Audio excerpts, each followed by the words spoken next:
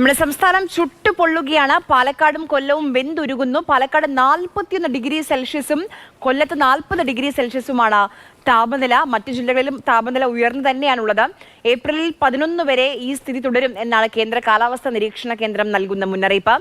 കൊല്ലത്ത് നിന്ന് കണ്ണൻ നായരും പാലക്കാട് നിന്ന് ഗോകുൽ VS നമുക്കൊപ്പം ചേരുന്നുണ്ട്. കണ്ണനിലേക്ക് പോവുകയാണ്. കണ്ണൻ കൊല്ലത്താണുള്ളത്. കണ്ണൻ, പുനലൂരൊക്കെ ചുട്ടുപൊള്ളുകയാണ്. കേരളത്തിൽ ഏറ്റവും ഉയർന്ന താപനിലയൊക്കെ പുനലൂരിലാണ് രേഖപ്പെടുത്തുന്നതും. ഈ രാവിലെ മുതൽ തന്നെ നല്ല വെയിലാണോ? ഒരു 7 മണി 7:30 ആയി കഴിഞ്ഞാൽ പുറത്തേക്ക് ഇറങ്ങാൻ പറ്റാത്ത രീതിയിലേക്കുള്ള ചൂട് അവസ്ഥയാണ്. ഇപ്പോൾ ഞാനുള്ളത് കൊല്ലം KSRTC ബസ് സ്റ്റാൻഡിന് സമീപത്താണ്. ഇവിടെ പുറത്തേക്ക് ഇറങ്ങാൻ വയ്യാത്ത രീതിയിലുള്ള ഒരു അവസ്ഥയാണുള്ളത്. വലിയ രീതിയിൽ ചൂടുണ്ട്. നേരത്തെ ആരും സൂചിപ്പിച്ചതുപോലെ പുനലൂരൊക്കെ പോയി കഴിഞ്ഞാൽ ഒരു കാരണവശാലും പുറത്തേക്ക് ഇറങ്ങാൻ സാധിക്കാത്ത അവസ്ഥ. അത്യുഷ്ണമാണ് പല സ്ഥലങ്ങളിലുമൊക്കെ തന്നെ.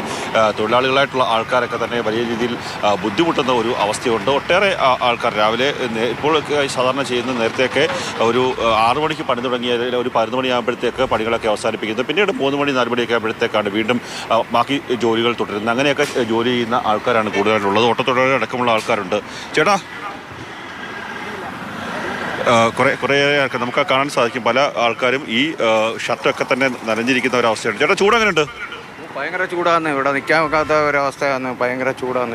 ഇതണക്കത്തെ ഒരു ചൂട് ഇന്നേവരെ നമ്മൾ അനുഭവിച്ചിട്ടുണ്ട്. ഈ ഓട്ടോയിലൊക്കെ പോകുന്ന സമയത്ത് നിൽക്കാൻ പറ്റാത്ത അവസ്ഥയല്ലേ? ഓട്ടോയിൽ പോകുന്ന സമയത്ത് കണ്ണിൽ കൂടി തീ വിളർക്കുന്ന കണക്കാണ് നമുക്ക് വേദന വരുന്നത്. ദേഹം മൊത്തം ഉയർന്നിരിക്കുകയാണല്ലോ. ഇതേ അവസ്ഥ തന്നെയാണോ കേട്ടോ? ഭയങ്കര ചൂട്. നിൽക്കാൻ വണ്ടി ഒരു ഓടിച്ചെടുക്കാൻ കാറ്റ് പോലും കിട്ടുന്നില്ല. ചൂട് കാറ്റ് അടിക്കുന്നത് ഭയങ്കര ചൂടാണ്. അതന്നെയാണ് അറിയാം. ഭയങ്കര ചൂട് കാറ്റ് വരുന്നതിന് സമാനമാണ് ഇവിടുത്തെ ഒരു അവസ്ഥ. കാര്യം നമ്മൾ ബസ് സ്റ്റാൻഡ് സമയത്തുള്ള ഓട്ടത്തൊഴിലാളികളാണ്. ഇവിടെ അല്പം മരങ്ങളുണ്ട്. മരങ്ങളുടെ അല്പം ഒരു ആശ്വാസം ഉണ്ട് കേട്ടോ. ഈ മരമുള്ളത് മരമുള്ളതാണ് വളരെ ആശ്വാസമാണ്. ദേഹമെല്ലാം പൊള്ളി വിയർത്ത് ഓടിച്ചു. ആവി ഭയങ്കരമായ ചൂട് സഹിക്കാൻ പറ്റും. ഈ മരമുള്ളതുകൊണ്ടാണ് പിടിച്ചിരിക്കുന്നത്. അല്ല, ഇവിടുന്ന് അങ്ങോട്ട് ബസ് എടുത്ത് കിടമ്പോൾ വീണ്ടും ചൂടാണ്. ഇതുള്ളൊരു ആശ്രയമാണ്. വെള്ളമൊക്കെ കുടിക്കുന്നുണ്ടോ? വെള്ളം കുടിക്കുന്നുണ്ട്. വെള്ളം ഇഷ്ടം പോലെ കുടിക്കുന്നുണ്ട്. 5 ലിറ്റർ വെള്ളത്തിൽ കൂടുതൽ കുടിക്കുന്നുണ്ട് ഡെയിലി. വെള്ളം ഇല്ലെങ്കിൽ എന്ത് ചെയ്യും? മനുഷ്യനെന്ത് ചെയ്യും? മിക്കവാറും എല്ലായിടം തളർന്ന് വീഴും എല്ലാവരും. ആ മാതിരിയുള്ള ചൂടാണ്. എന്തെങ്കിലും ഈ സൂര്യാഘാതം അങ്ങനെ വല്ലതും ഉണ്ടായോ? സൂര്യാഘാതം എല്ലാം ഉണ്ട്. എല്ലാം ശരിയാണ്. തന്നെ കയ്യിലെ ഒരു അവസ്ഥ ഉണ്ടല്ലേ, കയ്യിൽ മൊത്തം ഈ ചൂട് കാരണം പൊള്ളി നിൽക്കുന്നൊരവസ്ഥയാണ്. ഇത് ഒരാളുടെ മാത്രമല്ല, ഇവിടെയുള്ള തൊഴിലാളികളായിട്ടുള്ള ആൾക്കാർ, ബാക്കിയുള്ള ആൾക്കാരുടെ ഒക്കെ തന്നെ ഒരു അവസ്ഥ ഇത് തന്നെയാണ്. പലപ്പോഴും പുറത്തേക്ക് ഇറങ്ങാൻ വയ്യാത്തൊരവസ്ഥയാണല്ലേ ചേട്ടാ? എന്താ അവസ്ഥ? നല്ല വേനലാണ്. വെള്ളം കുടിക്കുക. നമ്മളും നിങ്ങൾ ഓട്ടോയിലൊക്കെ പോകുമ്പോഴേ ഈ ബുദ്ധിമുട്ടാണ്. ഈ ഓട്ടോ തീർച്ചയായിട്ടും വെയിലിൻ്റെ ചൂട് എന്ന് പറയുന്നത് സഹിക്കാൻ വയ്യാത്തതാണ്. ഈ ടൗണിൽ തന്നെയാണ് ഓടുന്നത്, പുറത്തേക്കൊക്കെ പോകുന്നത്? ഇല്ല, നമ്മൾ ഓട്ടം കിട്ടുന്നതനുസരിച്ചല്ലേ ഓടുന്നത്. ഇതിൻ്റെ ഓരോ കാര്യങ്ങളും. ഉള്ളൂരൊക്കെ നല്ല ചൂടാണ്. ഇതുവരെ അങ്ങോട്ടൊന്നും കിട്ടിയിട്ടില്ല. അത് തന്നെയാണ്. അതല്പം ആശ്വാസമാണല്ലേ?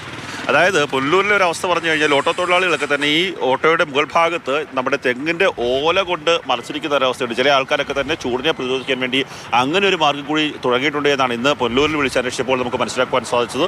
വലിയ ചൂടാണ്. ഇപ്പോൾ ഓട്ടോ തൊഴിലാളികൾ പറഞ്ഞില്ലേ, പുറത്തേക്ക് ഇറങ്ങാൻ സാധിക്കുന്നില്ല. ഇപ്പോൾ ഒരാളുടെ കൈയുടെ ഒരു അവസ്ഥ ഉണ്ട്. ചൂട് കാരണം ചൂടുകുരു ഉയർന്നു വന്ന് പൊട്ടിയിരിക്കുന്നൊരവസ്ഥ. അങ്ങനെയൊക്കെയാണ് ഈ തൊഴിലാളികളുടെയൊക്കെ അവസ്ഥ. പുറത്തേക്ക് ഇറങ്ങാൻ വയ്യ.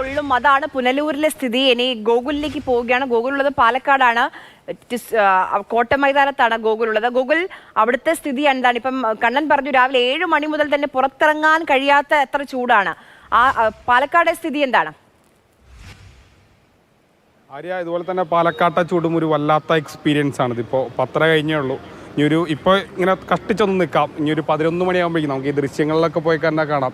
ആളുകളൊക്കെ പുറത്തിറങ്ങി പലരും നടക്കുന്നുണ്ട്. 11 മണിയായി കഴിഞ്ഞാൽ പിന്നീട് ഇവിടേക്കൊന്നും അടുക്കാൻ പറ്റില്ല. അത്രയധികം ചൂട് ഉയരും. നമുക്ക് ദൃശ്യങ്ങൾ കാണാം. പലരും നടന്നൊക്കെ വരുന്നുണ്ട്. ഇപ്പോൾ ഒരു ചേട്ടൻ ഇവിടെ ഒരു ചെറിയ കടയൊക്കെ ഇട്ട് നിൽക്കുന്നുണ്ട്. ചേട്ടാ, ഇവിടെയൊക്കെ വലിയ ചൂടല്ലേ? എങ്ങനെയാണ് ഈ ഒരു 11 മണിയൊക്കെ കഴിഞ്ഞാലൊക്കെ ഇവിടെ നിൽക്കുന്നത്? നല്ല ചൂടാണ്.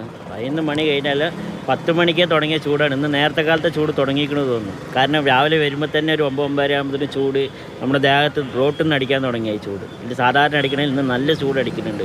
ഇന്ന് നല്ല കനത്ത ചൂടുണ്ട്. കാരണം ബാക്കറ്റിൻ്റെ തകിട് ചൂടാകാൻ തുടങ്ങിയായി.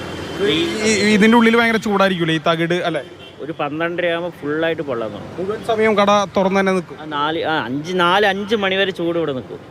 അതാണ്, ഒരു 4-5 മണി വരെയും ഈ ഒരു ചൂട് ഇങ്ങനെ നിൽക്കും. ഇപ്പോൾ പാലക്കാട് ഈ കോട്ട മൈതാനത്തിൻ്റെ ഒരു ആശ്വാസം എന്ന് പറഞ്ഞാൽ നമുക്കിത് ഇവിടെ നല്ല ചൂടാണെങ്കിലും കണ്ടോ, കുറേ മരങ്ങളുണ്ട്, തണൽ മരങ്ങളുണ്ട്. അപ്പോൾ അവിടെയൊക്കെ കുറേ പേര് തണുപ്പ് ഒക്കെ ആയിട്ട് തേടിയൊക്കെ നിൽക്കുന്നുണ്ട്. കാരണം ഈ ചൂടത്തൊക്കെ ഒരു വലിയ ആശ്വാസമാണല്ലോ. അപ്പോൾ നമുക്ക് അവരോടും ചോദിക്കും ഈ ചൂടത്ത് എങ്ങനെയാണ് അവർ ജോലി എടുക്കുന്നതെന്നൊക്കെ.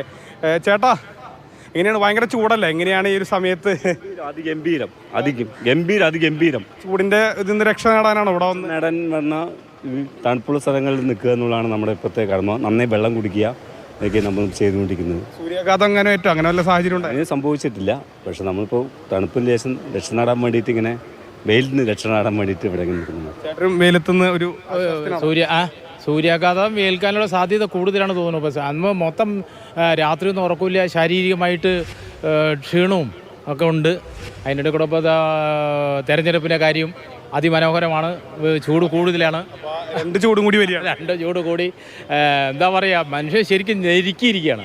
അതാണ് ഇവിടുത്തെ ഒരു ചൂടിൻ്റെ അവസ്ഥ. കുറച്ച് ആംബുലൻസിൽ ജോലി ചെയ്യുന്ന ചേട്ടന്മാരുടെ ഇവിടെ സ്ഥിരം ഉണ്ടാകാറുണ്ട്. ചേട്ടൻ, നിങ്ങൾക്ക് ഈ മരങ്ങളൊക്കെ ഉള്ളവരുടെ ഒരു ആശ്വാസമല്ലേ? കാരണം നിങ്ങൾ മുഴുവൻ സമയം ഇവിടെ ഉള്ളവരാണ്. എന്നിട്ടേ നിൽക്കാൻ പറ്റുന്നില്ല. ഇതാ വേറെ തൊലിച്ചുകൊണ്ടിരിക്കുകയാണ്. മരങ്ങളുണ്ടായിട്ടും കാര്യമില്ല. മരത്തിൽ ഇല വേണ്ടേ? ഉള്ള മരത്തിന് ബാക്കി കുറേ വെട്ടും ചെയ്ത് ആ ഭാഗത്തുള്ളതൊക്കെ. ഇപ്പൊ ഒരു ഈ മരങ്കിലും ഉണ്ടായതൊരു ആശ്വാസം. അതെ. എങ്ങനെയാണ്? വണ്ടിയിലൊക്കെ ഭയങ്കര ചൂടാണോ? വണ്ടിയും ചൂടാണ്, നമ്മളും ചൂടാണ്. ഷർട്ടൂരിയതാണ് ഇറങ്ങി പുറത്ത് നിൽക്കണത്. വണ്ടിയുടെ ഉള്ളിലിരിക്കാൻ പറ്റാത്ത അതാണ്. ഇവർ മുഴുവൻ സമയം ഏകദേശം ഒരു ദിവസത്തിന്റെ മുക്കാ ഭാഗവും ഇവിടെ തന്നെ പാലക്കാട് ഈ ഒരു പ്രദേശത്ത് തന്നെ ചെലവഴിക്കുന്നവരാണ്. അപ്പോൾ ഇവര് പറയുന്നത് വണ്ടിയുടെ ഉള്ളിലൊന്നും ഇരിക്കാൻ പറ്റില്ല, അത്രയധികം ചൂടാണ്. അപ്പോൾ പുറത്തിറങ്ങി ഈ മരങ്ങളൊക്കെ ഉള്ള അല്പം ആശ്വാസം.